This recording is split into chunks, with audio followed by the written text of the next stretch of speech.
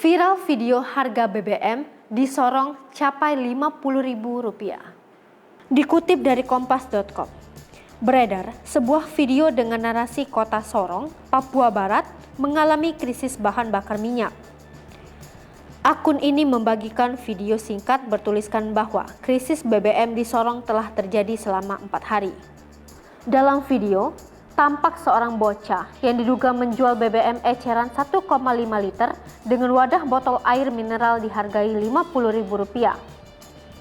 Hingga Rabu 10 November 2021 pagi, video tersebut telah dilihat lebih dari 56.000 kali oleh warganet. Penjelasan Pertamina, Area Manager Communication Relation and CSR Pertamina Patraniaga Subholding Commercial and Trading Regional Papua Maluku, Edi Mangun mengatakan bahwa isu krisis BBM di Sorong adalah kabar bohong. Pihaknya menyampaikan, sejak Jumat 5 November 2021 hingga hari ini Rabu 10 November 2021, isu krisis BBM menyeruak. Total 6 SPBU yang ada di kota Sorong tidak pernah tutup karena kehabisan BBM. Menurutnya, SPBU tetap melayani masyarakat seperti biasa sesuai jam operasionalnya. Menurut Edi, semua SPBU di Sorong menerima suplai BBM normal tergantung besar kecilnya kapasitas SPBU tersebut.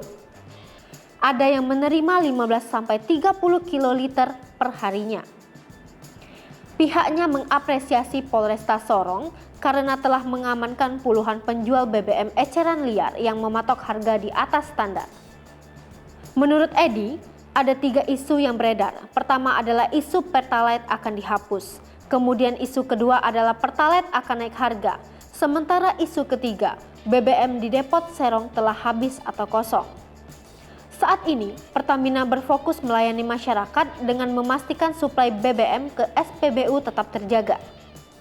Hai pemirsa Sri Popo TV, jangan lupa komen, like, dan subscribe, serta tonton terus berita-berita terupdate lainnya ya.